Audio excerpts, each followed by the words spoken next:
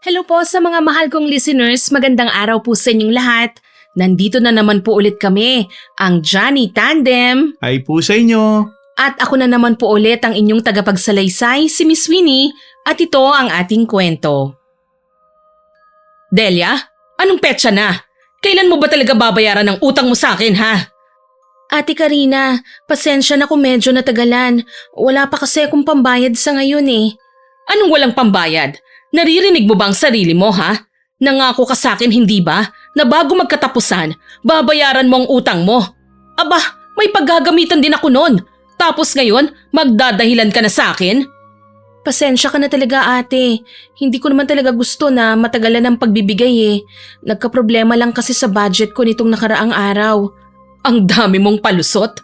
Nakakasawa ka na. Puro ka na lang paawa. Puro ka na lang drama. Hoy Delia, hindi porkit pinautang kita babayaran mo na ako ng telenovela mo. Hindi mga problema mo sa buhay ang kailangan ko, kundi ang bayad mo. Ate naman, kung makapagsalita ka sa akin parang hindi mo naman ako kapatid. Nakikiusap na nga ako sa'yo, hindi ba? Anong paki ko sa pakiusap mo, ha? Ako ang nadedehado nito. Alam mo naman na schedule ko rin ngayon na magbayad ng mga utang. Hindi ko na halos mapigilan ang pagpatak ng luha ko, Miss Winnie. Namumula na sa galit si ate, pero ayaw niyang pakinggan ang mga pakiusap ko. Kung tutuusin, kaya niya naman akong bigyan ng pagkakataon eh. Hindi naman siya katulad ko na literal talagang nauubusan ng pera sa bulsa. Tsaka kung magalit sa akin si ate, parang ang laki ng halagang nahiram ko sa kanya. Kung tutuusin, maliit lang naman yun para sa kanya eh. Sa halagang 2,000, minaliit na niya ang pagkatao ko. Ate, humihingi lang ako ng palugit. Maghahanap muna ako ng pambayad ngayon. Huwag mo akong idaan sa ganyan. Kailan mo ba talaga ako balak bayaran, ha? Sa katapusan ng mundo? Palibhasa, mga bata pa lang tayo. Engot ka na. Pinag-aral ka ng mga magulang natin. Hayan mas madalas kang mag-cutting classes. Tapos ngayon, ang dami mong paraan para magmukhang kawawa. Magbabayad naman talaga ako eh. Ang sakin lang, nagipit lang talaga ako nitong mga nakaraang araw. Bigyan mo naman ako ng isa pang pagkakataon. Napasigaw ako nang maramdaman ang malakas na pagsampal ni Ate Karina sa mukha ko. Pakiramdam ko na maga ang pisngi ko pero hindi na yung tatalo sa sakit na nararamdaman ng puso ko. Wala nang iba pang pagkakataon. Ang gusto ko, bayaran mo na ako ngayon, kasamang tubo. Ate! Ano, ayaw mo? O baka naman gusto mong ipambayad na lang itong kapirasong lupain mo? Hindi pwede. Ito na lang ang naiwan sa akin ng asawa ko. Babayaran kita, pero kailangan mong maghintay. Kung hindi ka magbabayad, ipadadampot kita ngayon sa mga pulis. Napasigaw ako nang muli niya akong tinulak na ikinatumba ko sa sahig. Hindi na ako nakatayo pa, Miss Winnie. Nanlalabo na ang mga mata ko dahil sa luha na may kasamang sakit at pagtatampo sa ate ko. Nag-iisa ko siyang kapatid pero hindi ko inakala na kaya niya akong tratuhin ng ganito. Para po lubos niyong maintindihan ang aking isasalaysay, nais ko po munang magpakilala. Mapagpalang araw po sa inyo, Miss Winnie. Ako po si Delia, 45 anyos sa kasalukuyan. Ang kwentong ibabahagi ko po sa inyo ay nangyari nung ako'y 35 anyos pa lamang taong 2016. Isa po akong byuda, Miss Winnie. Hindi na nasilayan ng anak ko ang papa niya. Mag-iisang taon pa lang kasi kaming nagsasama ni Rigor noon nang maaksidente siya. Dead on the spot ang aking mister. Buntis na ako noon sa nag-iisang anak namin. Kaya naman napilitan akong tatagan ng loob ko at alagaan ang anak ko ng mag-isa. Madalas akong lumapit kay Ate Karina noon dahil nauubusan ako ng pangkonsumo lalo na't hindi gaanong in-demand ang paglalabada. May mga washing machine na kasi at laundry shop kung saan mas maayos at madali pa ang proseso. Ate Karina? Oh, Delia, naligaw ka na naman dito sa pamamahay ko. Ano bang kailangan mo? Pasensya ka na ate ha, pero baka naman pwedeng umutang ulit sa'yo. Kailangan ko kasi ng pambili ng bigas eh. Naubusan na kami ng maisasaing. Utang? Ano bang akala mo sa akin, Delia ha? ATM na kahit anong oras may iluluwang pera? Ate, hindi naman sa ganun. Wala lang talaga kaming ibang malapitan eh. Sige na, tulungan mo naman ako. Napatitig sa akin si Ate Karina. Tinaasan ako ng kilay, tsaka umismid. Binalingan niya si Aling Alma na noon ay lihim na nakikinig sa amin. Aling Alma? Tinatawag niyo po ba ako, ma'am? Pakikuha naman ang bag ko. May gustong umutang sa akin ng pera. Sige po, ma'am. Tumalikod si Aling Alma at umakyat sa ikalawang palapag ng bahay nila. Maya-maya pa, bumaba ang ginang dala ang bag ni Ate Karina tsaka niya nilapag sa mesa. Heto na po ang bag nyo, ma'am. Ay, salamat Aling Alma. Pupunta po muna ako sa kusina, ma'am. O sige, ipapatawag na lang kita kapag may iuutos ulit ako, okay? Wala pong problema. Hinarap ako ni Ate Karina nang iwan kami ni Aling Alma. Kumuha siya ng 500 peso bill sa kanyang pitaka. Padaskol niya itong iniabot sa akin. Oh, heto, tanggapin mo. Bayaran mo yan ha. Hindi akin yan. Pera ni Wendell yan. Pinatatago niya lang sa akin. Sige ate, maraming salamat. Huwag kang mag-alala, babayaran ko to kagad. Dapat lang ano? Palibhasa, tamad ka. Umaasa ka lang sa utang. Hindi ka marunong maghanap ng matinong trabaho. Aba, mahiya ka naman sa asawa ko, no? Kumikita ng malaking halaga sa abroad at pinapadala sa amin para may panggastos. Tapos ikaw, pupunta lang rito at mga abuso. Pasensya na ate, wala lang talaga akong ibang malapitan eh. Hayaan mo, pagkatapos ng problemang ito, babawi ako. Tinaasan lang ulit ako ng kilay ni ate at minuwestrahan na umalis na. Yuko ang ulo ko na lumabas ng bahay, Miss Winnie. Mababang mababa ang tingin ko sa sarili ko. Iba ang buhay na meron ako kesa kay ate. May kaya siya sa buhay, samantalang ako, maaga na nga nabiyuda, wala pang matinong hanap buhay. Palabas na ako ng gate nang marinig ang paghabol sa akin ni Aling Alma. Hinihingal pa ang matanda sa katatawag sa akin kaya wala akong nagawa kundi ang huminto. Delia, sandali lang! Aling Alma, bakit po kayo nandito sa labas? Mabuti na lang at naabutan pa kita. Nako, gusto ko sanang ibigay sa iyo to, iha. Napayuko ako sa hawak na supot ni Aling Alma. Gusto kong mapaiyak. Halata naman na pagkain yun. Hinabol niyo pa po ako para dyan. Ayos lang, iha. Naisip ko, marami na namang pagkain sa kusina. Balak sana ni Ma'am Karina na ipatapon na lang ang mga ito. Kaso sayang dahil hindi nasira at sadyang may bagong stocks lang. Kaya mas mabuti pa ibigay ko na lang sa'yo para naman mapakinabangan. Baka katipid ka kahit papano dahil yung perang hiniram mo sa amo ko, pambigas mo na lang yun. Napakabait niyo naman po sa akin, Aling Alma. Mabuti ka namang tao, iha. Hindi ko lang maintindihan kung bakit ganun na lang ang trato sa'yo ng amo ko. Naku, kung sa probinsya namin may pangyayaring ganito, hindi na namin pinagpapabukas pa. May solusyon na kagad ang nakatatanda. Talaga po? Oo naman, hindi naman mabigat na gawain ang magpakawala ng sumpa eh. Kayo talaga oo, masyado kayong mapagbiro. Pero ayoko nang palakihin pa ang issue, Aling Alma. Mga bata pa lang po kami, lagi na po talagang nagmamalaki si ate na sa aming dalawa, siya raw ang magiging successful, na siyang aangat sa aming dalawa. Kasi siya ang nakapagtapos ng pag-aaral eh. Tapos nakapag-asawa po siya ng masipag na OFW na promoted na ngayon sa trabaho. Malaki ang sweldo at mas maraming benefits. Hindi kagaya ko, nabiyuda po ng maaga. Tapos wala pang maayos na hanap buhay. Iha, alam kong lahat ng meron tayo ngayon base lang sa desisyon na ginawa natin sa nakaraan. Pero sana isipin mo rin na hindi mo kasalanan na nabiyuda ka kasi aksidente lang ang nangyari sa asawa mo.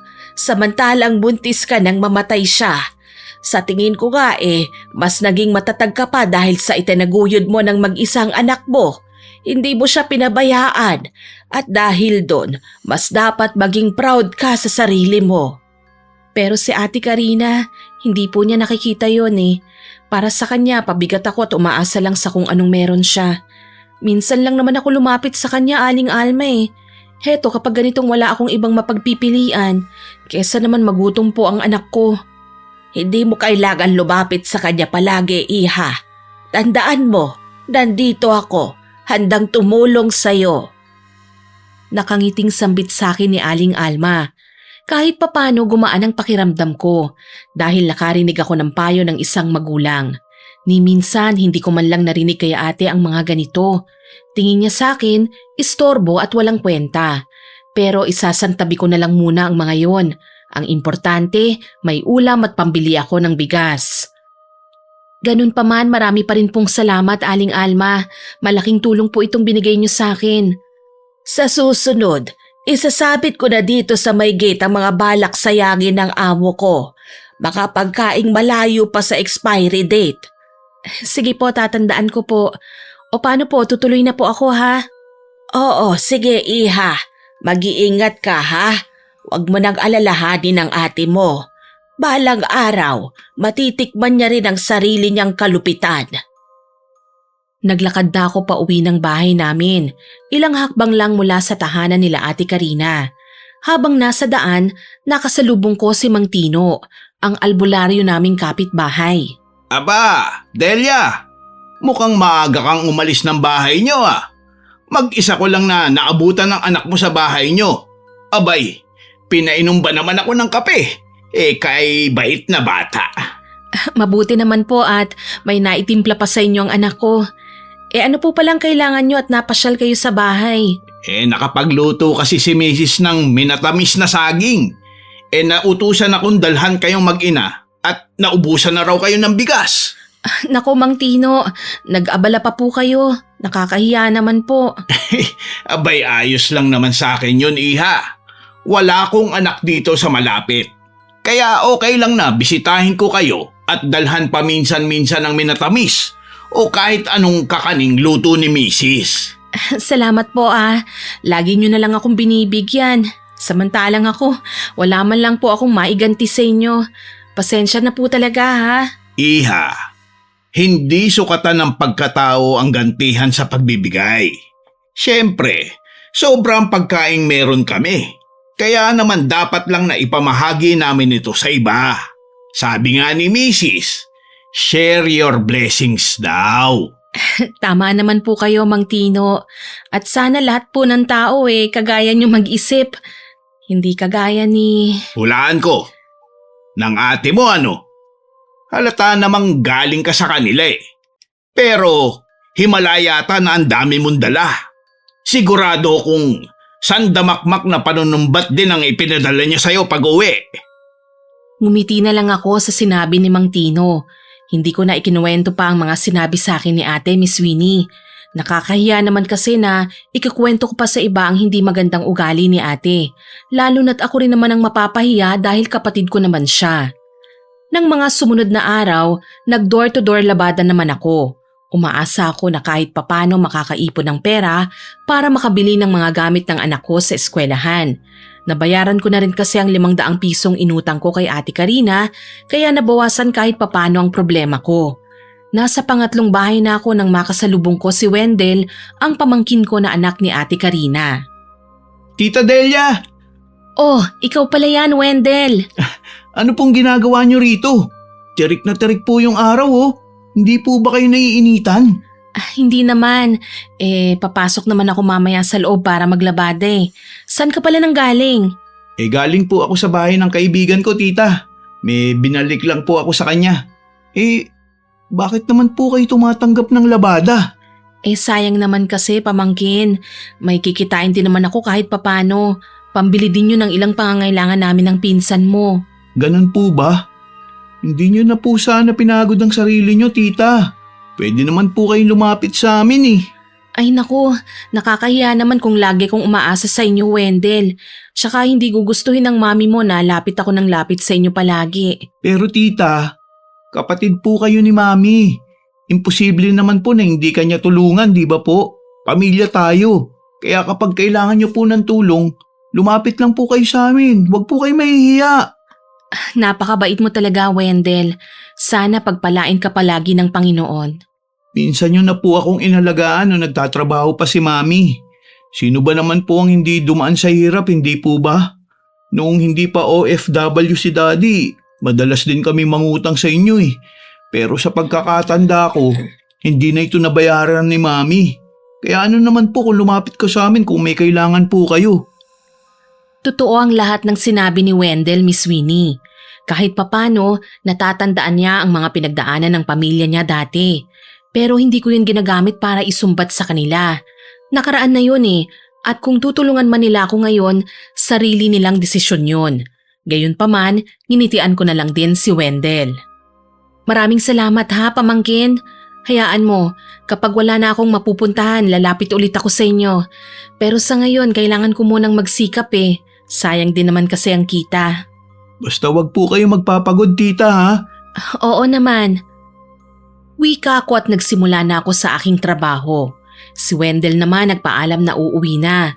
Hindi ko na pinahaba pa ang usapan namin. Hanggat maaari ayoko nang malaman pa ni Wendell na madalas akong sungitan ng kanyang mami. Nang sumunod na araw, nagising ako na nag-aalala sa anak ko. Mataas kasi ang lagnat niya at wala akong naitatagong gamot. Nagkataong wala rin akong pera dahil naubos ko na yun nung nagdaang araw. Napilitan akong pumunta ulit kay Ate Karina. Ate Karina, kumusta? Heto, buhay pa naman. Abala ako sa pagnenegosyo. Ikaw, anong ginagawa mo rito? Nandito sana ako para makiusap ulit, ate. Sige, sabihin mo na kagad ang pakay mo at may lakad pa ako. Huwag mo nang sinisira ang araw ko. Mangungutang sana ako sa'yo ng 1,000 Ibabalik ko rin sa makalawa. Hayan! Sabi ko na nga magpapakita ka lang rito sa bahay kapag may kailangan kang pera. Hindi naman sa ganun, ate. Hindi ba binayaran ko naman ang 500 kong hiniram nung nakaraan? Hay nako, kaya ka hindi umaasenso dahil sanay ka sa utang. Hindi naman sa ganun, ate. Kulang lang talaga sa amin ng 2 anak ko ang kinikita ko sa araw-araw. Ah, talaga? Ano naman ang paki ko? Ate naman, uutangin ko ang pera, hindi ko naman hihingiin Ibig sabihin, babayaran ko pagdating ng takdang araw. Tulungan mo lang ako sa pagkakataong ito. Kailangan kong madala sa ospital ang anak ko Kailangan ko siyang maipa-check up. Ang ingay mo rin Talagang hindi ka aalis nang hindi ka nakakapagdala ng pera, no? Pwes, heto ang gagawin natin. Pauutangin kita ngayon pero gagawa tayo ng kasulatan. Dala ng pagiging desperada noon, napilitan akong sumang-ayon kay ate kahit ang baba na ng tingin ko sa sarili ko. Gumawa nga kami ng kasulatan na may pirma ko. Hindi na ako nagreklamo ng 10% na tubo sa loob ng 7 araw. Ang mahalaga sa akin, madala ko kagad sa ospital ang anak ko. Oh, hayan, may pirma mo na ha? Kailangan bayaran mo ako sa takdang panahon dahil kapag na-late ka ng bayad, may dagdag na tubo yan ha? Pero ate, kailangan ba talaga ng ganito? Magkapatid naman tayo, hindi ba? Basta usapang pera, walang kapakapatid sa akin. Ang importante, isoli mo sa akin ang hiniram mo. Wala na tayong pag-uusapan pa. Pero ate, hindi ko perang pinapahiram ko sa'yo ha, Delia? Kawawa naman ako kapag hindi ako nakapagbayad at ako ang siningil. Pero ate, masyado yatang malaki ang... Pumirma ka na nga, hindi ba? Kaya wag ka nang magrereklamo pa. Sige na, umalis ka na. Ang pera, gamitin mo na. At bumalik ka rito sa araw ng bayaran dahil kung hindi, susugurin kita sa bahay mo. Hindi ako magdadalawang isip na ipahiya ka sa mga tao ha. Sasabihin ko sa kanila na isa kang nangungutang na hindi nag-iisip ng pambayad sa inutangan mo. Sige ate, maraming salamat. Tanging nasabi ko na lang sa kanya. Ayoko nang palakihin pa ang gulo kaya nagmamadali na akong umalis para sunduin ang anak ko sa bahay. Sa pagkakataong ito, kailangan ko munang ibaba ang pride ko dahil kailangan ako ng anak ko Siguro dahil na rin sa kakulangan namin ng sapat na pagkain kaya nagkasakit siya. Nangihina kasi ang anak ko at hindi makatayo ng maayos. Habang naglalakad pa uwi ay hindi ko maiwasang umiyak. Halos kayod kalabaw na ako pero kulang pa rin, Miss Winnie. Hindi ko alam kung saan pa ako hahagilap ng pera pagkatapos nito. Pagod na ako pero hindi ako pwedeng tumigil.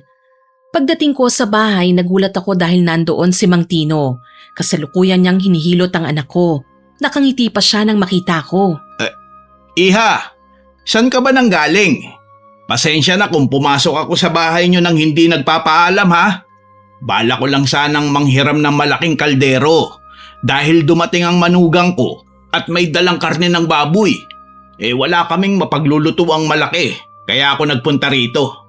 Kaso, naabutan ko tong anak mo na nakatalukbong at masama ang pakiramdam. Abe, nang suriin ko siya may lagnat pala. Oo nga po, Mang Tino Pasensya na po ha, kung naabutan niyo po siya sa ganyang itsura. Hindi ko naman po talaga siya gustong iwan pero wala na akong choice. Umalis lang po talaga ako para humiram ng pera sa ate ko dahil dadalhin ko po siya sa ospital. Aba hindi na kailangan, iha. Sasabihin ko sa'yo, mas mapapagastos ka lang kung ipapacheck up mo pa siya.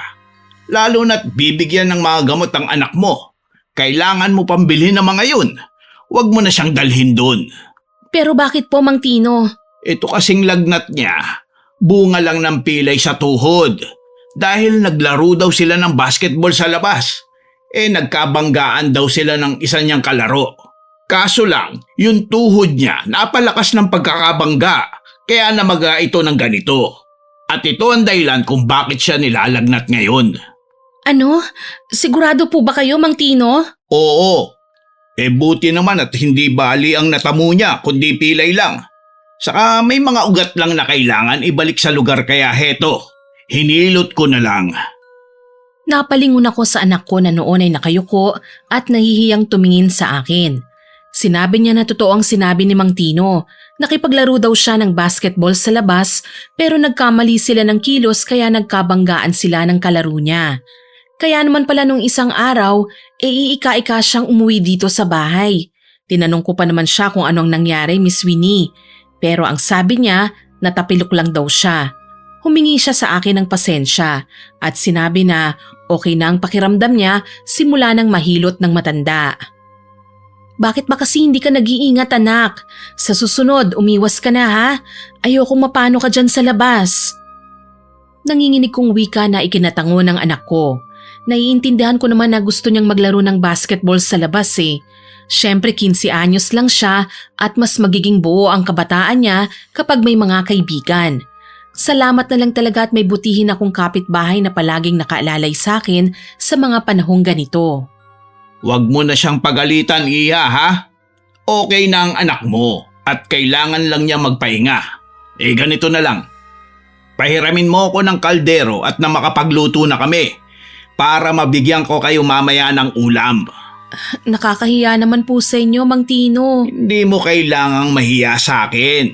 Isa pa, magkapit bahay tayo.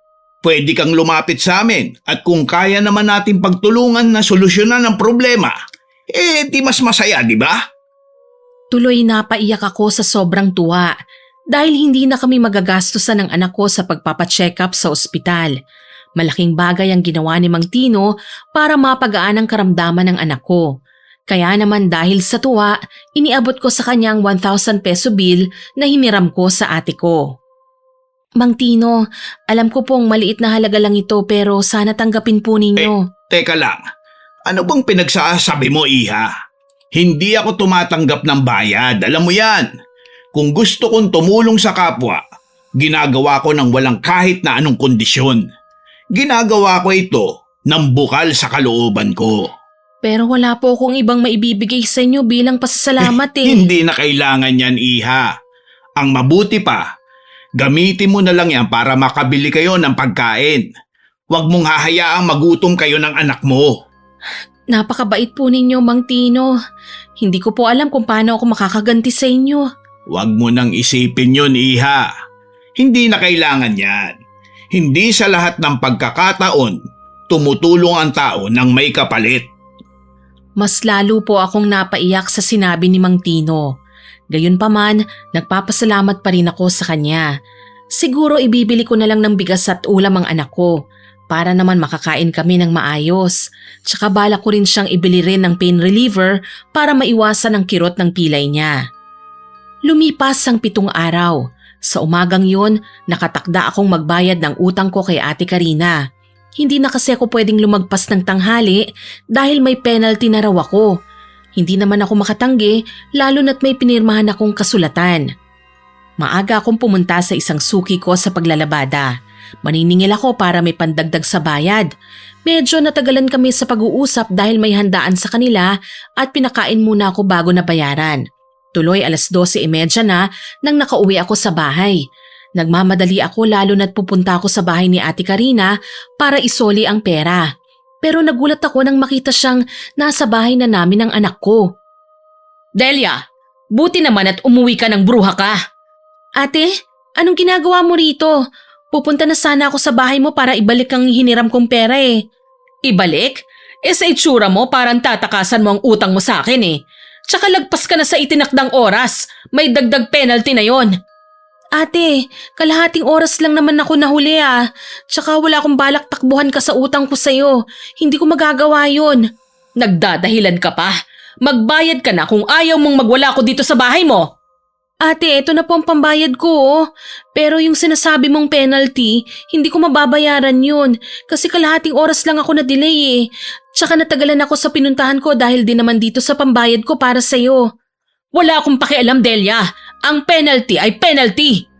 Ate naman, parang hindi mo ako kapatid kong itrato mo eh. Huwag mo nga akong konsensyahin, Delia. Hindi ko kailangan yan. Ate, pasensya na pero hindi ko mababayaran ng penalty ha. Kung tutuusin, hindi naman ako late eh. Ngayong araw din ang schedule ng pagbabayad ko sa'yo. Ayaw mo, ganon? O sige, magkakagulo tayo ngayon. Ayaw mo ha? Mabibilis ang hakbang ni Ate Karina na lumapit sa munti naming sala. Sinuyod ng tingin ng paligid. Nang makita ang litrato namin ng asawa ko na nasa picture frame, walang paalam na dinampot niya ito tsaka ibinagsak sa sahig. Nabasag ang salamin at nagkalat ang bubog. Gayon na lang ang panlalaki ng mga mata ko. Ate, bakit ba kailangan mong gawin sa akin ito? Huwag mo naman sirain ang mga gamit namin oh. Ayaw mong magbayad ng penalty, hindi ba? Pwes, heto na, dadagdagan pa natin ang sira sa buhay mo. Sinunod niyang basagin ang ilang figurines na binili pa noon ng asawa ko noong bagong kasal pa lang kami. Wala akong nagawa kundi ang magmakaawa at umawat sa ginagawa niya. Ate, huwag ka naman ganyan oh. Huwag mong sirain ang gamit ng asawa ko. Mahalaga pa ba to ha? Patay na ang asawa mo, hindi ba? Wala na nga siyang maibigay sa inyo eh. Kasi maaga siyang sumakabilang buhay. Kaya ka mahirap hanggang ngayon. Kung tutuusin, umaasa ka lang naman sa akin eh. Hindi ako literal na umaasa sa'yo ate. Umuutang lang ako sa'yo pero binabayaran ko. Walang pinagkaiba yon. Kasi kapag walang-wala ka, sa akin ka lumalapit. Paano na lang kung wala ako? Ano na lang ang gagawin mo ha? Kahit kailan hindi ka naaangat, Delia. Habang buhay ka na lang na magiging mahirap. Hindi mo naman kailangan tapakan ng pagkatao ko ate. Marangal akong nagtatrabaho at kahit maliit lang ang kinikita ko, hindi naman ako nang-aabuso ng ibang tao. Pero sige, para matigil ka na, ibibigay ko ng penalty na hinihingi mo. Basta wag ka nang manggugulo pa rito. Pagod na ako ate, ayoko nang masira ang buong araw ko. Ha! Aangal-angal ka pa pero magbabayad ka rin naman pala. Kailangan mo pang patagalin. Hindi naman kasi makatarungan ng maningil ka ng penalty ate. Ilang beses ko bang sasabihin sa'yo ha? Hindi ko perang pinahiram ko sa'yo. Oh, nasa na? Akin na! Dahan-dahan kong kinuha ang pera sa loob ng maliit kong pitaka. Hindi ko pa man nabibilang ang dapat kong ibigay sa kanya, kaagad niya itong hinablot. Kung lagi kang ganyan, magkakasundo tayo Delia.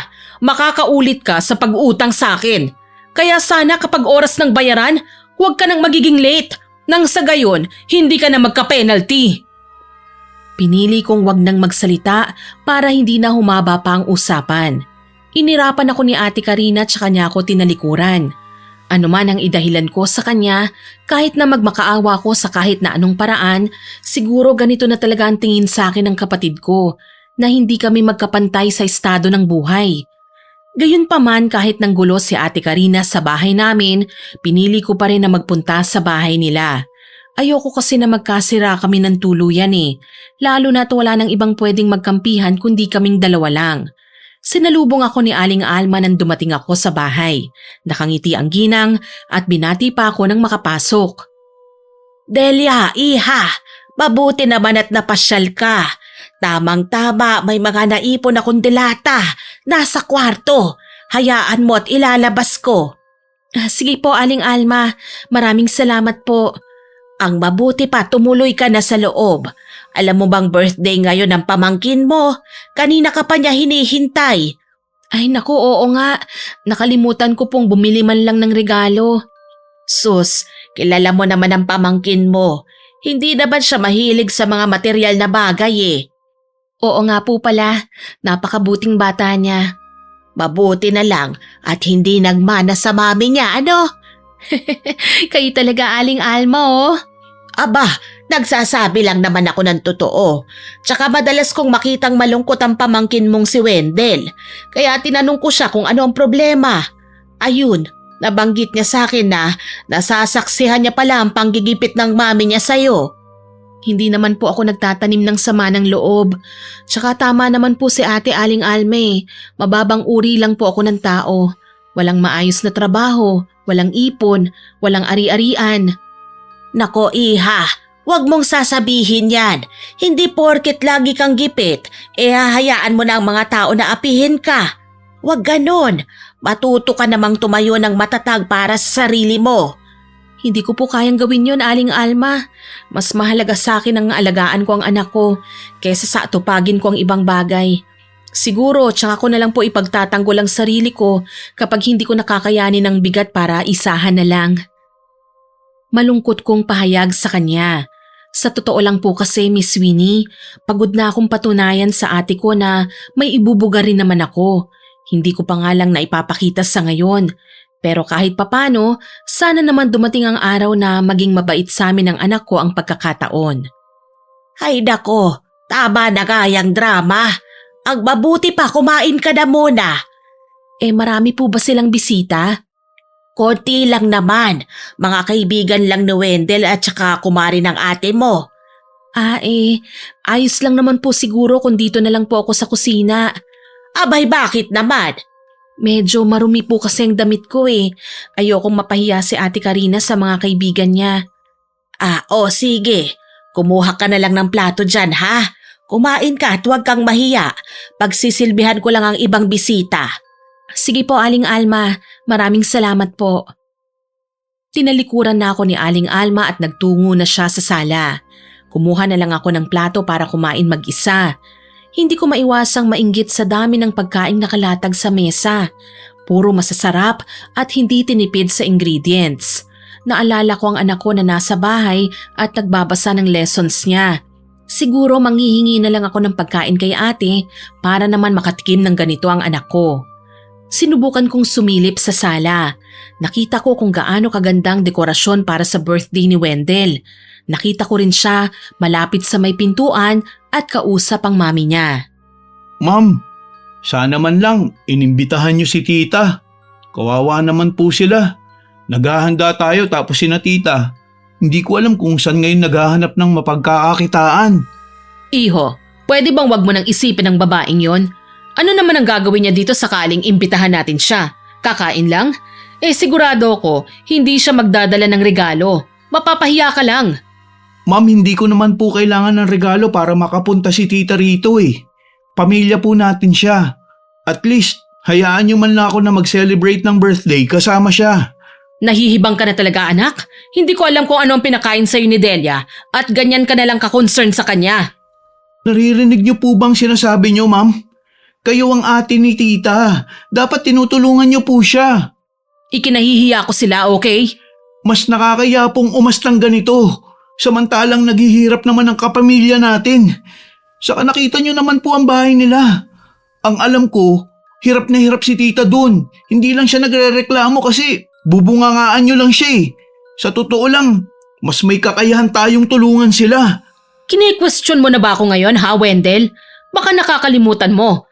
Bago ka maging ganyan, todo sakripisyo ko rin sa'yo, no? Ano? Gusto mo bang magsumbatan tayo, ha? Hindi naman po sa ganun, ma'am. Ang sa akin lang, naaawa po kasi ko sa kanila eh. Kaya nga wag kang tutulad sa tita mo. Kita mo ang nangyari ngayon sa buhay niya. Kasalanan din naman niya yun eh.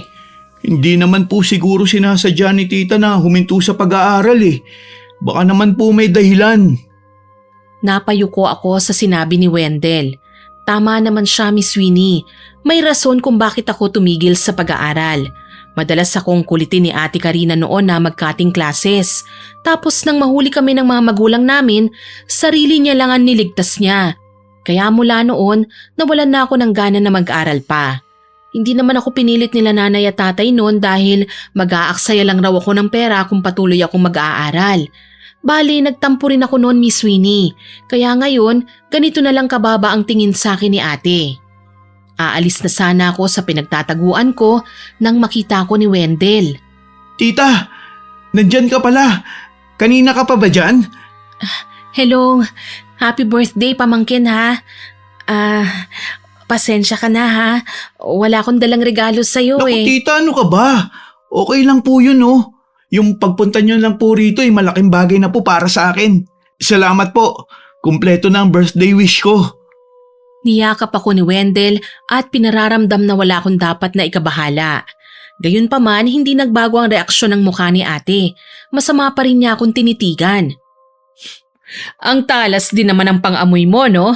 Alam mo kapag may handaan dito sa bahay. Ma'am, wag naman po kayong ganyan. Bakit ba? Nagsasabi lang naman ako ng totoo ah. Halika tita. Kumain na po ba kayo? May dala naman pala kayong plato eh. Halika na tita. Pili kayo ng kakainin oh. Pakabusog po kayo ha. Salamat Wendell ha. Anak, balikan mo na ang bisita mo. Ako nang makikipag-usap sa tita mo. Pero ma'am. Anak, hindi ako halimaw na kailangan mong katakutan, okay? Sige na, bumalik ka na ron. Sige po. Pero Tita Delia, kapag may kailangan po kayo ha, lapitan nyo lang ako ha. Oo naman Wendell, maraming salamat ha. Nang maiwan kaming dalawa ni Ate Karina sa kusina, nakaramdam ako ng pagkailang Miss Winnie. Hindi ko alam kung paano kikilos ng normal. Pati sa pagkuha ng pagkain sa mesa, nahihiya ako. Sinasadya naman akong abangan ni ate. Pinagmamasdan niya ang bawat kilos ko. Oh, bakit hindi ka pa kumukuha? Sige na, kumain ka na. Naiintindihan ko naman na minsan ka lang makakakain ng ganyang klaseng potahe. Malamang mga sardinas at tuyo lang ang kaya mong ilagay sa hapagkainan nyo. Ate, ang swerte ko no? Galante ang asawa ko. Regular na nagpapadala ng pera at ibinibigay pang lahat ng gusto namin. Samantalang ikaw, wala nang ang asawa, wala pang pera. Hindi ko kailangan ng asawa para magkapera ate. Kaya kong itaguyod ang anak ko ng mag-isa. Sa bagay, sa itsura mo pa lang, wala nang papatol sa'yo. Mahirap ka kasi. Tignan mo ko, may mga mamahaling alahas, magagandang damit, at maraming ari-arian. Ate, kahit mahirap lang kami, masaya naman kami ng anak ko. Hindi naman kailangan magkapera ng sobre. Huwag ka nga magpaka-plastic. Sino bang ayaw na yumaman? Alam mo, ang pagbabakasyon sa ibang bansa, parang bakuran lang na pinapasyalan ko. Pero ikaw, tatanda ka na lang, pero hindi mo pa rin matitikman ang sarap ng buhay. Yumuko ako pagkatapos marinig ang mga sinabi ni ate. Lantaran na ang panlalait niya sa akin. Hindi ko naman magawang itanggi yun dahil lahat naman yun totoo. Pasensya na kung sa tingin ko nabigo kita ate. Siguro hindi para sa akin ang magandang buhay. Tatanggapin ko naman ng maluwag sa dibdib ang magiging kapalaran ko eh. Okay na ako sa ganito. Nagdrama ka pa. Alam mo naman na hindi ako mahilig sa ganyan. Sa panahon ngayon, pera nang kailangan para kilalanin tayo ng kahit na sino. Dapat alam mo yan. Ikaw naman, napakarami ko nang naitulong sa'yo. Pero bakit parang walang nangyayari? Saan napupunta ang perang inuutang mo sa akin? Ano, sa banyo lang ba napupunta ang lahat ng yon? Mahirap kasing mag-ipon ng may pinagkakagastusan pang estudyante ate. Kahit alkansya ko nga sa eh. Kasi nga, hindi ka nagsisikap. Ay nako. Alam mo, sa tingin ko naman, okay ang door-to-door labada mo. Bakit hindi ka nalang maglabada na lang dito sa bahay para kumita ka naman? Talaga ate? Nakakaawa ka naman kasi. Tsaka may sahod ka naman galing sa akin. At least dito ka na sa bahay magtatrabaho. Hindi ka na pakalat-kalat pa sa labas. Naku, kung ganyan tutulungan mo ko ate, sige papayag ako. Maraming salamat. Akmang yayakapin ko siya pero diring-diri napilit niyang inilayo ang sarili niya sa akin. Nahihiyang umatras na lang ako. Siguro natatakot lang siya na marumihan ang damit niya lalo na't simpleng t-shirt lang mula sa ukay ang suot ko. Pinadalhan naman ako ni Ate Karina ng pagkain, Miss Winnie. Pinatikim niya sa akin at sa anak ko ang lahat ng pagkain na sa birthday party ng anak niyang si Wendell. Pinadalhan din kami ng salad at cake, pero hindi na siguro mawawala ang konting sermon at masasakit na salita sa akin ni ate. O Delia, marami tong pinabalot ko kay Aling Alma ha? Huwag mong uubusin kagad. Dapat magtipid ka rin sa ulam para naman meron pa bukas. Hindi araw-araw may nagbibigay sa'yo kagaya ng sakin. Tsaka kapag naubos yan, hindi ka na makakahingi ulit dito sa bahay ha? Aba, mahiya ka naman. Huwag kang mag-alala ate. Dadalawa lang naman kami ng anak ko sa bahay eh. Matagal naming mauubos to, kaya maraming salamat. Ate, baka naman pwedeng hingiin ko din yung natirang soft drinks. Ha? Pati ba naman to? Hindi nyo rin natitikman? Diyos ko, anong klaseng tao ba kayo? Pinakamurang inumin na nga ito, hindi nyo pa rin nabibili? Kahit mura yan ate, masisira ang budget namin kapag bumili kami. Buti sana kung may extra dahil siguradong makakabili ako. Sige, dalhin mo na. Pero isosoli mo ang lalagyan ha? Pati itong mga pinaglagyan ng ulam. Wag na wag mong gagasgasan. Kung hindi, baka mabayaran mo yan ng wala sa oras. Walang problema ate. Pagdating sa bahay, huhugasan ko to kagad at isosoli ko sa'yo. Mabuti. O sige na, umuwi ka na at maaga ka pa bukas. Excited akong umuwi para ibigay sa anak ko ang dala kong pagkain, Miss Winnie. Sinabi ko rin sa kanya na may trabaho na ako sa bahay ni Ate Karina. Hindi ito ikinatuwa ng anak ko. Aniya, kung talagang gustong tumulong ni ate, hindi niya ako kailangang gawing kasambahay. Pwede niya naman akong tulungan sa ibang paraan eh. Alam ko rin naman po yun, pero wala akong choice. Kesa naman maghanap pa kami ng ibang mapaglalabhan, dito na lang ako sa kapatid ko. Akala ko talaga mas magiging maayos ang buhay ko nang mamasukan akong labandera sa bahay ni Ate Karina. Pero nang maabutan ko siyang nakaabang na sa akin sa labas ng gate para bigyan ako ng instructions, nagulat ako. Bakit ang tagal mo, Delia? Kita mo ba? Kanina pa ako naghihintay sa iyo rito. Naku, pasensya na ate. Hindi ko naman alam na dito ka pa sa labas maghihintay sa akin. Aba, malamang. Oh, heto na ang lalaban mo. Siguraduhin mong malinis at maayos ito pagkabalik mo, ha? Pagkabalik? Oo, syempre. Dadalhin mo yan sa bahay mo para doon ka maglaba. Ano pa nga ba? Pero ate, akala ko sa loob ng bahay mo ako maglalaba. Sinabi ko ba yon ha? Sige na, kumilos ka na. Sayang ang init oh. Ngayong tirikang araw, kailangan matuyo yan. Oo, sige na. Ibabalik ko na lang ito kapag tuyo na. Inirapan ako ni Ate Karina, tsaka siya pumasok ulit sa loob ng gate. Pinagsarhan niya ako, Miss Winnie. Hindi man lang siya nag-abalang magtanong kung kumain na ba ako o kung may magagamit ba akong sabon para sa paglalaba. Kaya naman naisip kong mangutang na lang muna sa tindahan. Ang paglalabada naman, nababayaran pagkasoli ng mga nilabhan kaya sigurado akong magkakapera ako mamaya. Okay na rin ito dahil hindi ko maiiwan ang bahay habang nasa eskwelahan ng aking anak. Abala na ako sa paglalaba nang madaanan ako ni Mang Tino. Oh, Iha! Mukhang abala ka yata. Opo, Mang Tino. Nakatanggap po ako ng labada galing kay ate. Aba, bakit pinaglalaba ka pa ng Ate Karina mo? Mayaman naman siya. Kung tutuusin, pwede kanyang kupkupin kasi nga may kaya naman siya sa buhay, di ba? Naku, okay na po ako rito sa bahay namin, Mang Tino. Mas mabuti na to kasi natututukan ko po ang anak ko habang naglalaba ako. Kung nasa bahay ako ni ate, baka maging abala lang ako sa trabaho. Sa bagay, tama ka naman. Alam mo naman na kailangan pa ng tamang gabay ng anak mo, lalo na't minor de edad pa lang siya. Tumango ako sa sinabi ni Mang Tino. Ilang sandali pa, naramdaman niyang mas nagiging abala na ako sa paglalaba kaya nagpaalam na siya. Oh, paano? Hindi na ako magtatagal, Iha, ha? Maiwan na kita. Sige po, Mang Tino. Mag-iingat po kayo, ha? Sambit ko sa kanya sabay kaway. Mabilisan kong binanlawan ang mga damit na nilabhan ko, tsaka sinampay. Ilang oras pa lang lumipas, natuyo na rin ang mga ito. Kaya gumamit ako ng plancha para maging maayos ang pagkakatupi ko ng mga damit. Masaya kong inahati dito sa bahay ni ate. Naabutan ko siyang nakaupo sa may balkonahe at nagkakape. Ate Karina! Oh, Mabuti naman at nandito ka na, Delia. Halika, pumasok ka. Hindi nakalakang gate. Sige ate. Kaagad nga akong pumasok at lumapit sa kanya. Bit-bit ko ang nilabhan kong nasa plastic. Inilagay ko yon sa paanan niya. Heto na nga pala ang pinalabhan mo ate. Wala kang pinadalang sabon kanina kaya nangutang na lang ako sa tindahan. Oh, talaga ba? Akala ko ba sagot mo ng sabon at fabric conditioner? Ganyan kasi sa laundry shops Iba naman yun ate, tsaka mano-mano ko lang naman ginagawa ang paglalaba. Di bale. Kinuha ni Ate Karina ang pitaka niya. Kahit nadismaya ako nang binaliwala niyang inutang kong sabon sa tindahan, hindi ko na yun pinansin pa.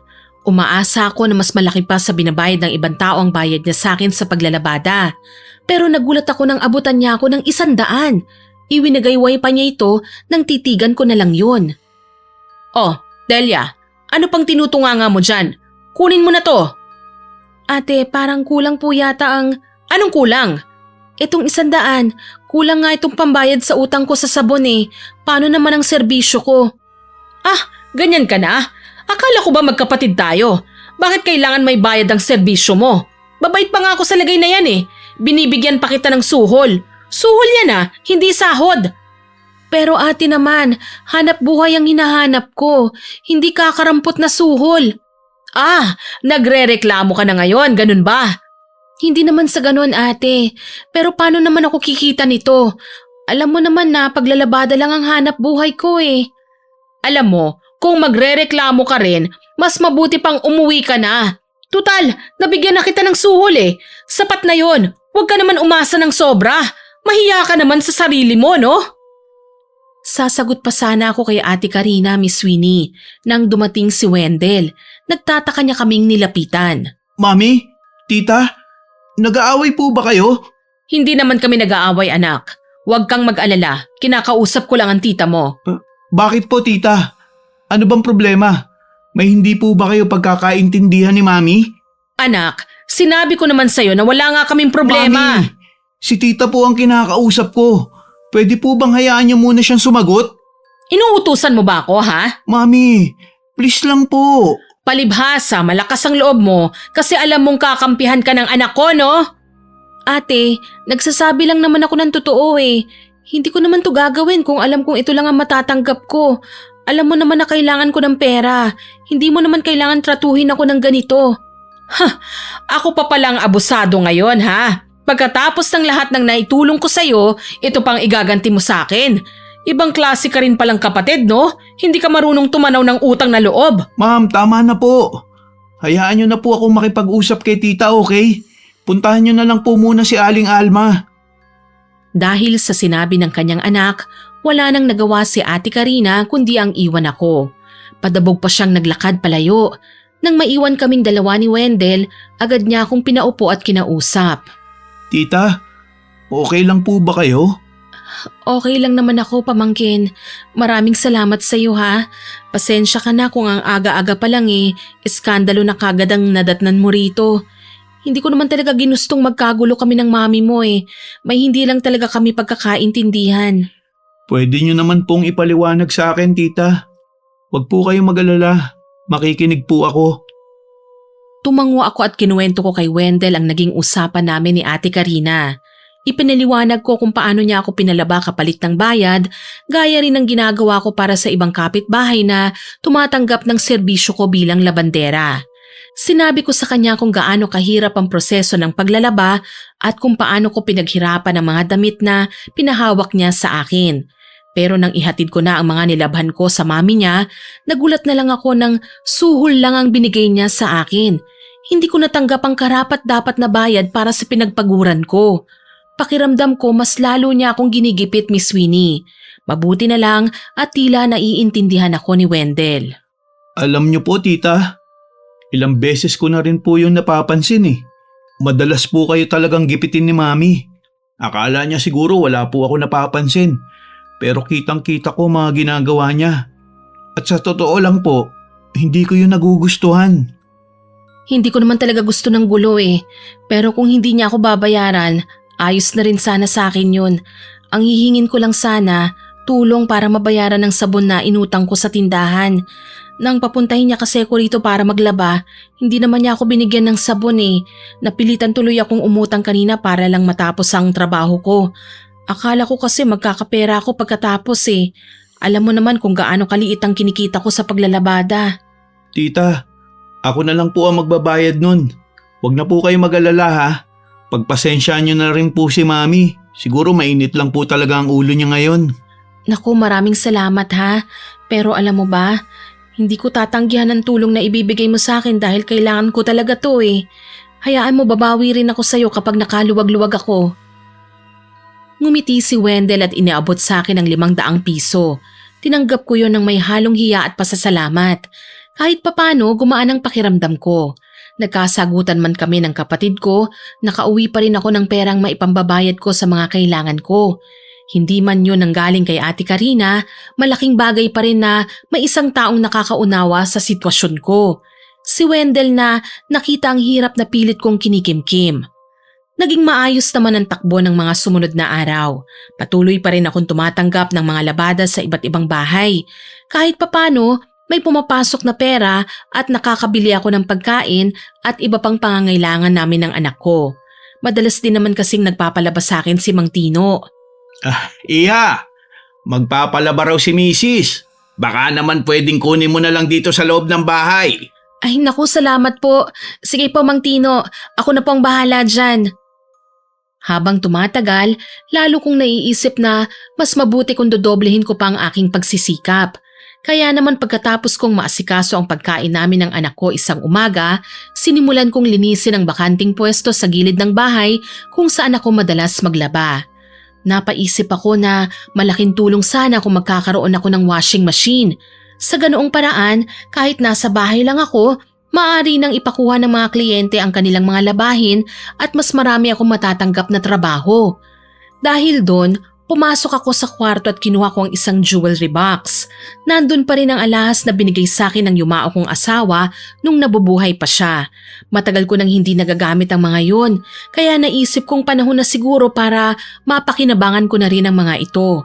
Hindi ko rin alam kung totoo nga ito at kung may halaga nga ito. Inisa-isa kong inilabas ang kwintas, mga singsing at mga pulseras. Masakit man sa loob, alam kong maaari pa naman akong makabili ng kapalit nito balang araw. Sa ngayon, mas mahalaga ang kinabukasan ng anak ko at ang paraan para mapalago ko ang aming kabuhayan. Mahigpit pero malungkot kong niyakap ang mga alahas bago ako nagsalita. Mahal, pasensya ka na ha. Kailangan ko munang pakinabangan ang mga alahas na binigay mo sa akin. Ipatitingin ko muna to kung totoo nga ito at kung magagamit ko ang pera na pagsasanlaan nito. Alam mo naman kung gaano kalaki ang gastusin ngayon eh. Lalo na't nag-aaral ng anak natin.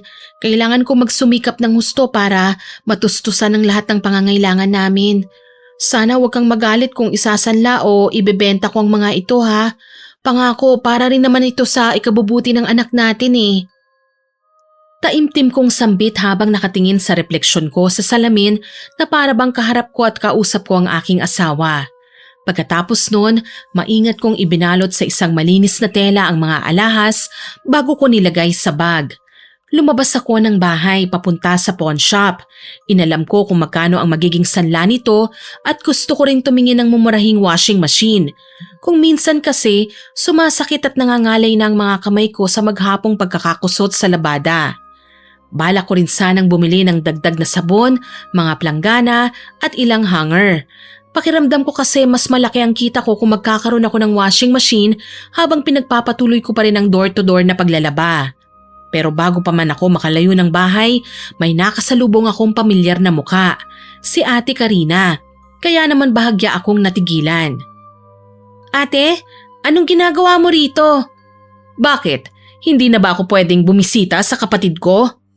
Pasensya ka na ate ha, hindi kasi ako nakapunta sa bahay mo nitong mga nakaraang araw eh. Akala ko kasi nagtatampo ka pa sa akin, kaya naisip kong umiwas na lang muna. Napataas ang isang kilay ni Ate Karina bago ko tinignan ng diretso sa mga mata. Ganun na ba talaga kasama ang tingin mo sa akin para iwasan mo ko ha? Hindi naman sa ganun ate. Teka lang, bakit mukhang nakabihis ka? San ka ba pupunta? Pupunta sana ako sa pawn shop ate. Ipatitingin ko tong mga alahas ko. Hindi kasi ko sigurado kung totoo ba to eh. At kung totoo man, kung magkano maisasanla. Teka, yan ba yung mga alahas na binigay ng yumao mong asawa? Oo ate, naisip ko kasing bumili ng washing machine kapag naisanla o naibenta ko to para mas lumaki ang kita ko sa paglalabada. Eh yun naman talaga ang gusto mo para sa akin, hindi ba? Patingin nga ng mga alahas na balak mong isanla. Dahil gusto kong maipakita kay Ate Karina na may natira pa sa akin mula sa asawa ko, inilabas ko ang alahas at isa-isang pinakita sa kanya. Maingat niyang sinuri ang bawat piraso bago muli niya akong hinarap. Bakit mo pa isasanla o ibebenta sa iba kung pwede namang sa akin na lang? Tsaka sa tingin ko, mura lang ang mga ito. Eh sa akin, mabilis kang magkakapera. Kapag sa pawn shop ka pumunta, kung ano-anong requirements pang hihingin sa'yo, kagaya ng ID at kung ano-ano pa. Dito sa akin, wala ka nang poproblemahin pa. Talaga ate? Oo naman. At saka huwag ka nang magsanla. Ibenta mo na lang ng diretso sa akin. Kapag nakaipon ka na ulit ng pera at gusto mong mabawi ang mga alahas mo, pwede mo naman silang bilhin pabalik. Isoli mo na lang sa akin ang ipinuhunan ko. Talaga? Pwede yon ate? Siyempre naman, magkapatid tayo, hindi ba? Tutulungan pa nga kita para mas mabilis kang makabili ng washing machine. Tsaka ayokong mahirapan ka sa kalalakad at kapipila sa pawn shop. Kung ganon, magkano naman ang maibibigay mo sa akin? Muling sinuri ni Ate Karina ang mga alahas. Pinagmasdan niya ang kwintas, hikaw at singsing na minsan buong pagmamahal na binigay sa akin ng asawa ko. Maya-maya, napabuntong hininga siya. Sa totoo lang Delia, hindi na rin ganito kalaki ang halaga ng mga ito. Luma na kasi at saka mababang klase ng ginto ito. Ganun ba? Oo, kung dadalhin mo ito sa pawn shop, baka nga hindi ito tanggapin o kunin ito sa mas mababa pa sa makukuha ko. Magkano kaya? Siguro 12,000 lang. 12,000 lang? Oo, aba, malaki na nga yan eh. Huwag ka masyadong umasa. Hindi naman purong ginto ang mga yan eh. Akala ko kasi mas mataas pang halaga nila sa pawn shop. Delia, nakakita na ako ng maraming alahas. Maniwala ka sa akin. Kapag dinala mo yan sa pawn shop, baka 10,000 lang ang iabot sa'yo. O baka nga mas mababa pa. Malulugi ka doon. Napayuko ako. Wala naman akong alam pagdating sa mga alahas eh. Kaya wala akong nagawa kundi ang maniwala sa kanya, Miss Winnie. Kung ganun ate, sapat na kaya ang 12,000 para sa puhunan?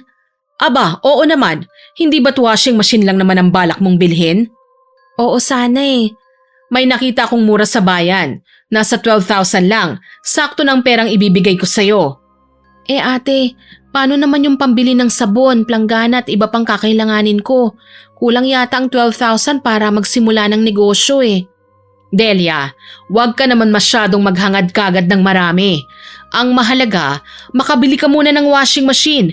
Yung ibang gamit, pag-ipunan mo na lang. Sige ate. Isa pa, kung sa pawn shop ka pupunta, hindi ka rin naman mabibigyan ng dagdag na pera para dyan. Kaya pareho lang ano? Sa bagay. Kaya kung ako sa'yo, ibenta mo na sa akin yan ngayon para makabili ka na kagad bukas. Sigurado ka ba ate na lugi ako kapag sa pawn shop ko to dinala? Hay nako Delia, ate mo ko. Kailan ba kita niloko ha? Napangiti pa siya habang sinasabi yun. Hindi ko magawang magduda. Para kasing bumabawi siya sa akin ngayon, Miss Winnie. Mabait siya sa akin. Eh minsan lang naging mahinahon si ate. Kaya iniisip kong samantalahin na ang pagkakataon. Heto na nga, ihahanda ko ng pera ha. Pero gagawa rin tayo ng kasulatan at baka magreklamo ka na naman sa akin. Baka mamaya sabihin mo dihado ka. Isang perma mo lang tapos na tayo. Tinignan ko ang mga alahas na huling alaala sa akin ng asawa ko. Masakit man sa loob, wala akong ibang nakikitang paraan para mapalago ang maliit naming kabuhayan. Nilingon ko ang kapatid ko. Agad namang lumiwanag ang mukha ni Ate Karina. Sige ate, ikaw na lang ang bumili. Mabuti naman at marunong kang makinig. Maniwala ka, para rin ito sa ikabubuti mo.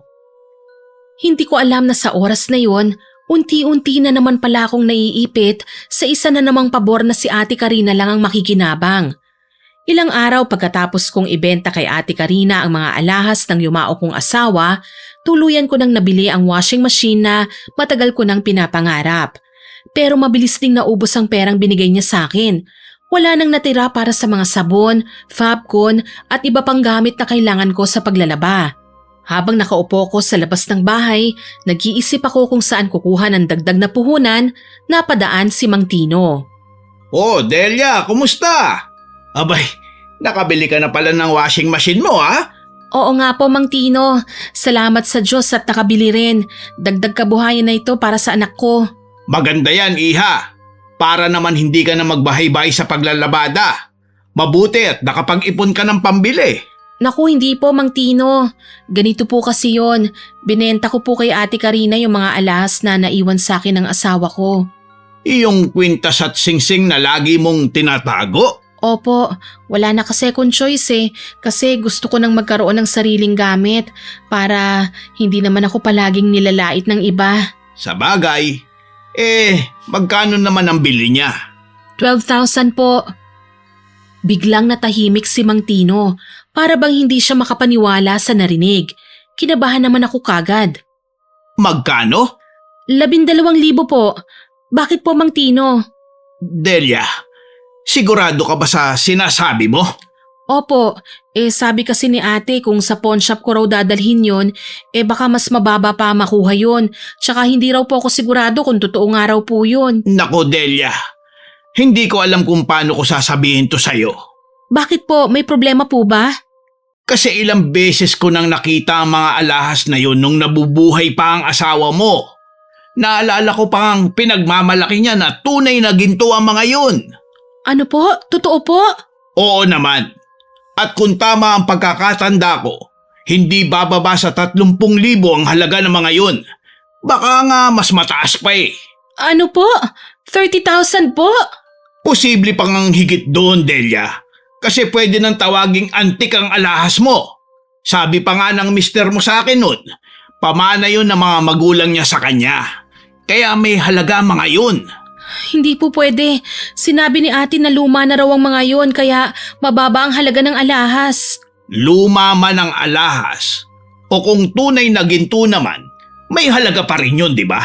At saka, bakit tama lang ang ibinigay niyang pera para makabili ka ng washing machine? Napahigpit ang pagkakahawak ko sa aking damit. Parang bumagsak ang mundo ko sa narinig. Hindi man ako pinrangka ni Mang Tino, pakiramdam ko na daya ako. Lalo na nang ipaliwanag niyang isang alahero ang manugang niya at may nalalaman din sa mga alahas. Ibig niyong sabihin? Ayokong manghusga, Delia. Pero sa tingin ko, hindi patas ang naging bentahan niyo ng kapatid mo. Hindi to pwedeng gawin sa akin ni ate. Ikaw lang ang makakasagot niyan. Pero kung ako ang tatanungin mo, mas mabuting alamin mo ang tunay na halaga ng mga alahas mo. Nasa loob ng bahay ang manugang ko. Kung may naiwan ka pang alahas dyan na kasama ng binenta mo sa kapatid mo, pwede mong ipasuri yun sa kanya. Unti-unting napalitan ng galit ang pagkakabigla ko. Naalala ko ang mga pagkakataong pinaniwala ako ni Ate Karina na para sa ikabubuti ko ang lahat ng kanyang ginagawa. Sa katunayan, ipinakita ko sa manugang ni Mang Tino ang natitira ko pang alahas. At dito ko napatunayan na niloko nga ako ni ate. Tama nga pong sinasabi niyo, Mang Tino. Niloko niya ako. Hindi ko sinasabing niloko ka niya. Ang sinasabi ko, magtanong ka at alamin mo ang katotohanan. Hindi na ho kailangan pa, Mang Tino. Alam ko na kung ano ang nangyari. Sapat na ang paliwanag niyo sa akin ng manugang niyo para malaman ko ang totoo. Pero Delia, Hindi ito ang unang beses na pinagsamantalahan niya ang kabutihan ko. Palagi ko na lang siyang pinagbibigyan dahil kapatid ko siya. mag-isip ka muna bago ka gumawa ng hakbang. Ayokong gumawa ka ng gulo dahil dito. Hindi na po. Kailangan kong makausap si Ate Karina ngayon din. Tumayo ako at mabilis na naglakad papunta sa bahay. Kumakabog ang dibdib ko sa galit at sama ng loob. Sa wakas, nagsisimula ng mabuksan ang mga mata ko sa lahat ng panggigipit na ginagawa sa akin ng sarili kong kapatid. Nagmarcha ako papunta sa bahay ni Ate Karina. Kumukulo ang dugo ko sa galit habang paulit-ulit na pumapasok sa isip ko ang sinabi ni Mang Tino. Pagdating ko sa kanilang bahay, agad kong nakita si Ate Karina na nakaupo sa sala habang abala sa pagtingin sa kanyang cellphone. Ate? Oh, Delia, anong ginagawa mo rito? Bakit parang galit na galit ka? Gusto kong malaman kung bakit mo ako niloko. Ano na naman yung pinagsasasabi mo? Akala ko ba okay na tayo? Okay? O baka ako lang ang nag-iisip na walang problema sa pagitan natin. Yung mga alas na binili mo sa akin, totoo bang 12,000 lang ang halaga ng mga yon? Bahagyang nag-ibang ekspresyon niya pero mabilis din itong nagbago. Para bang takot siyang malaman ng ibang mga ginawa niyang kalokohan. Syempre. Bakit ba? Huwag mo naman akong lokohin, ate. Ano bang problema mo, ha?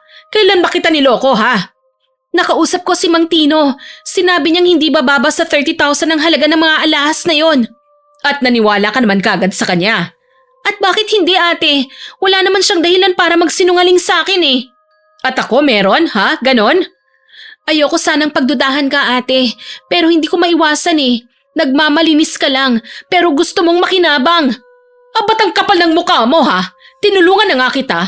Ako pang masama. Tinulungan? Ate, sapat lang na perang binigay mo para makabili ako ng washing machine. Wala man lang natira para sa iba kong kakailanganin. Sabihin mo nga sa akin, naaawa ka ba talaga sa akin? O gusto mo lang abusuhin ang katiting na meron ako? Hirap na nga ako eh. Tapos ganito pang gagawin mo sa akin? Hindi ko na problema yon. Alam mong kailangan ko rin ng puhunan para sa negosyo ko, pero gumawa ka ng paraan para masira ako. Ang dami mong arte. Nakabili ka naman ng washing machine, hindi ba? Dahil pinaniwala mo kung lugi ako kapag sa pawn shop ko dadalhin ang mga alahas na yon. O, tapos, kasalanan ko yon, ha? Huwag mo akong sisihin kung naging tanga ka. Ate, napakasama mo. Hindi ko alam kung anong kasalanan ko sa'yo at ginagawa mo to. Naging mabuti naman akong kapatid sa'yo, ah. Ano? Hindi naman kita pinilit na ibenta sa akin ang alahas mo at may pinirmahan tayong kontrata. Hindi mo nga ako pinilit pero nilinlang mo naman ako. Akala ko pa naman magsisimula ka ng maging mabait sa akin pero nagkamali ako, ate.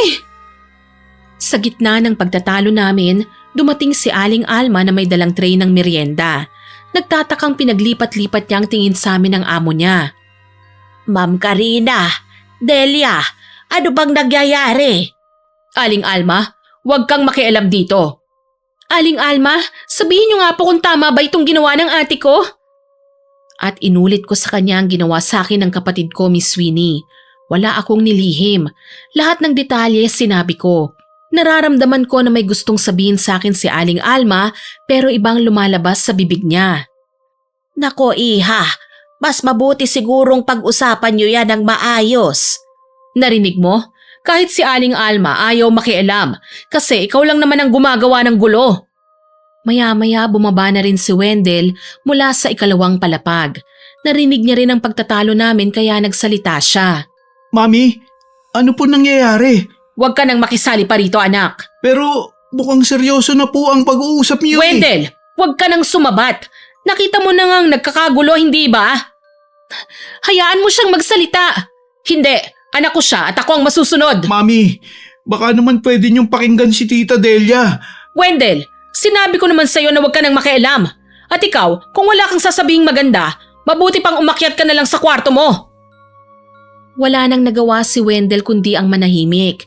Pero hindi naman siya umalis sa kinaroroonan namin. Tahimik lang siyang nag-aabang sa mga susunod na mangyayari.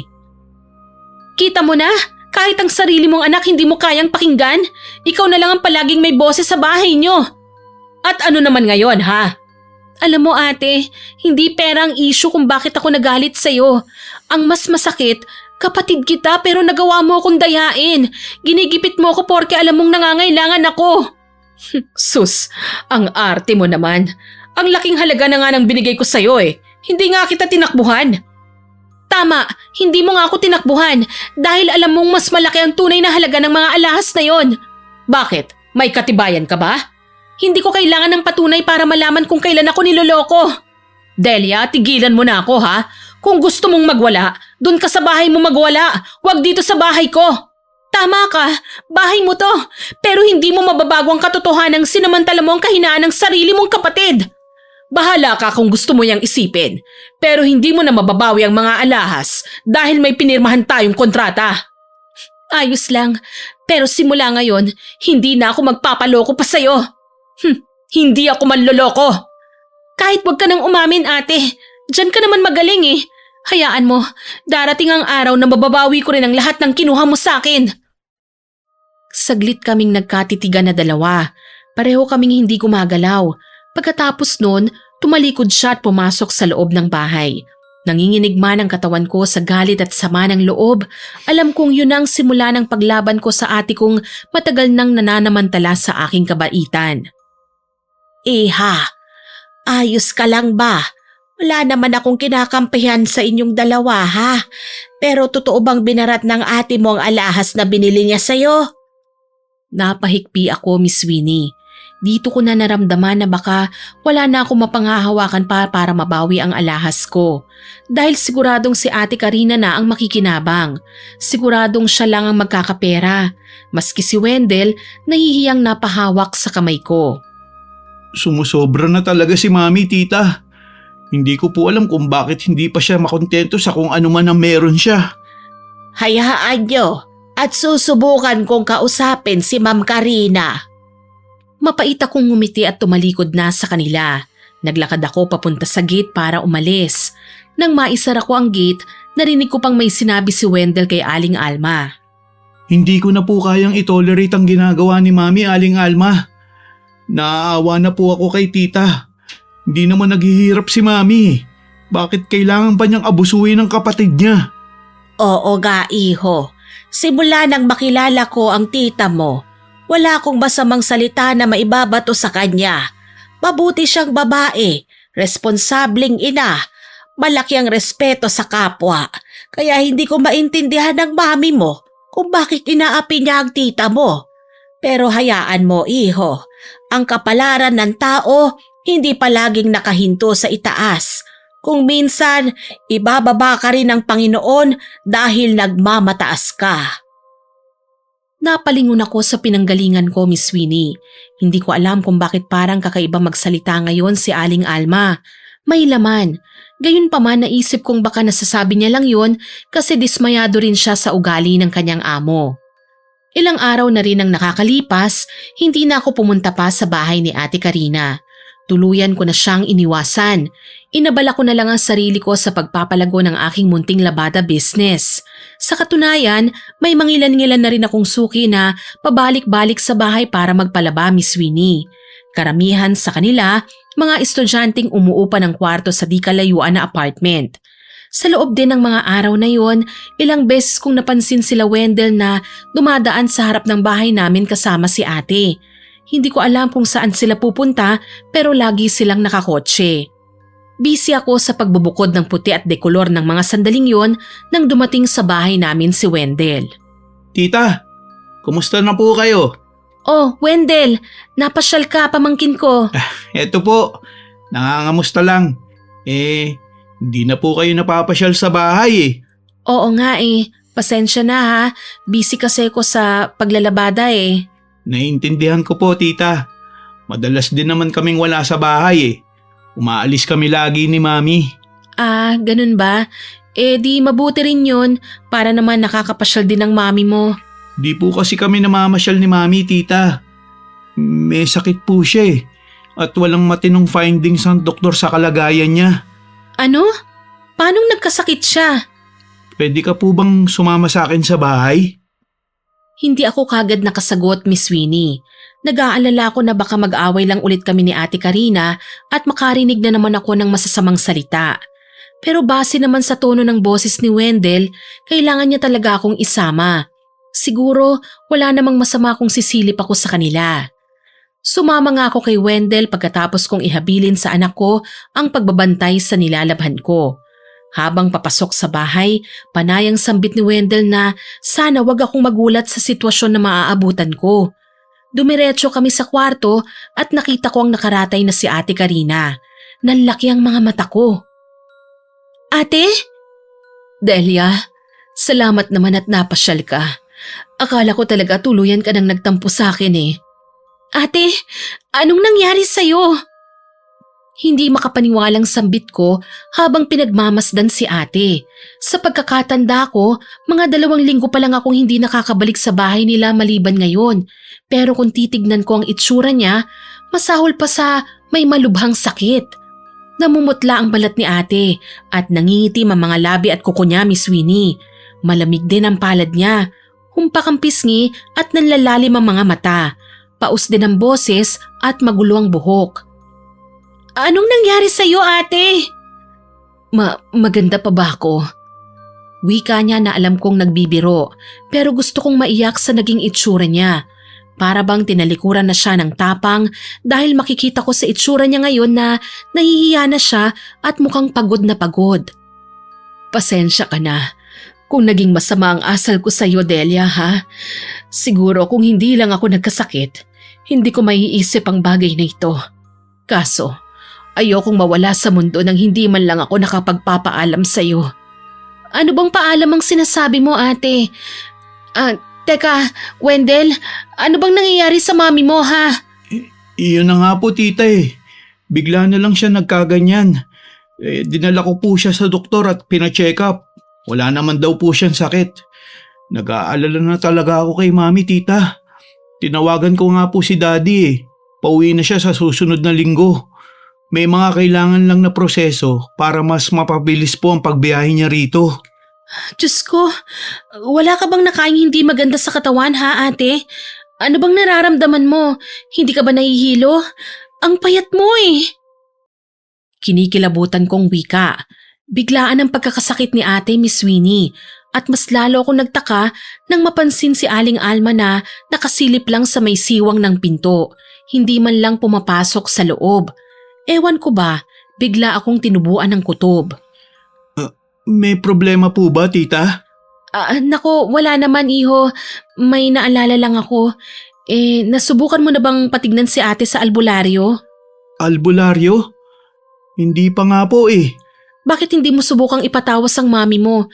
Kasi ako kapag nagkakasakit kami ng pinsan mo, halamang gamot lang ang katapat ng karamdaman namin. Bumubuti naman kagad kami. Ganun po ba, tita? Sa bagay, gusto ko nga yan subukan eh. Kasi nag-aalala na ako kay mami. Ang laki na nang nagastos namin sa pagpapacheck up kaso wala man lang improvement sa kalagayan niya. Ipinaliwanag ni Wendell ang unti-unting pagkalugi ng negosyo nilang minamanage na mag-ina.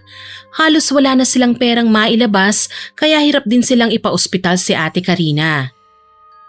Ganito na lang, ipapatawag natin si Mang Tino. Sigurado ako may masasabi siya tungkol sa kalagayan ng mami mo. Naku, sana nga po tita. Kasi sobrang iniisip ko na po ang kalagayan ni mami.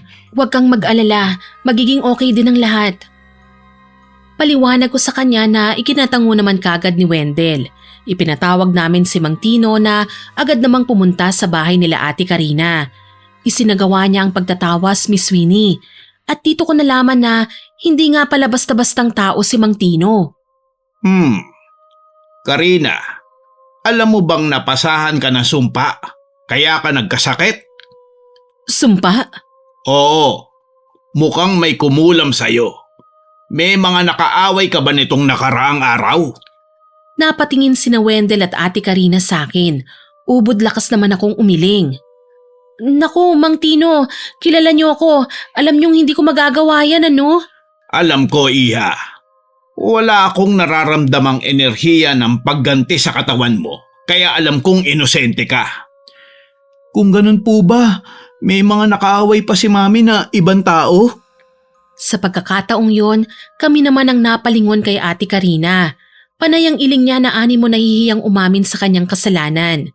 Maya-maya pa, siya rin ang sumuko at yumuko. Pasensya na, hindi ako magdurusa ng ganito. Kung natuto akong magpakumbaba at tumulong sa kapwa ng walang ibang sinasagasaan, siguro deserve kong magdusa dahil masama ang ugali ko.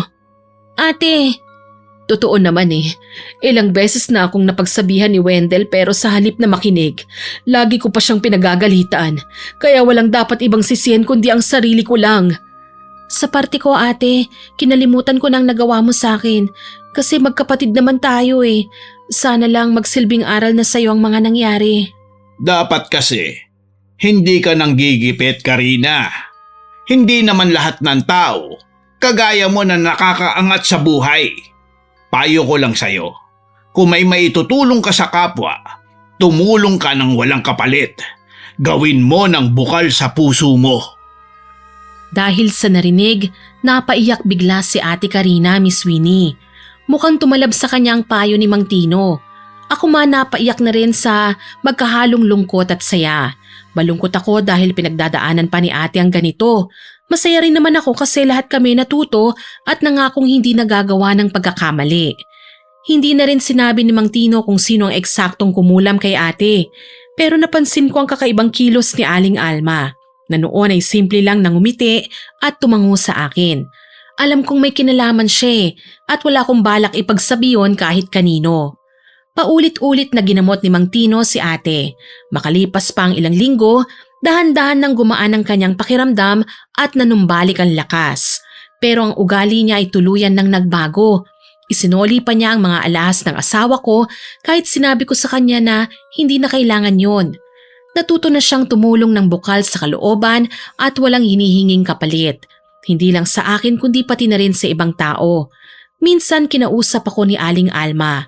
Siya daw ang dahilan kung bakit nagkasakit si ate. Umiiyak na raw kasi na nagsumbong si Wendell sa kanya kaya naisip niyang tumulong sa alam niyang paraan. Gayunpaman wala siyang intensyon na saktan ng sobra ang kapatid ko.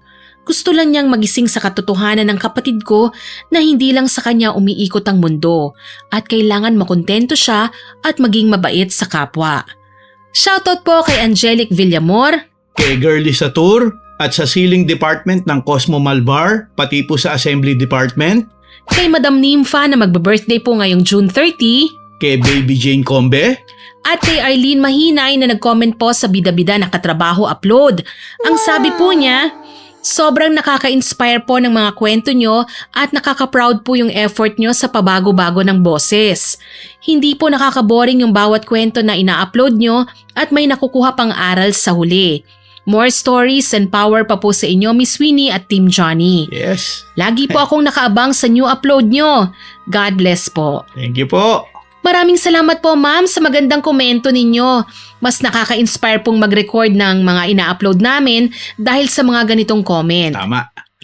Salamat din po sa mga nakinig at nagkomento sa mga nauna naming upload at gusto ko rin pong magpasalamat sa magagandang comment ninyo. Sana po abangan niyo pa po ang mga susunod naming upload at huwag kalilimutang mag-subscribe, like, share, and comment sa mga stories namin.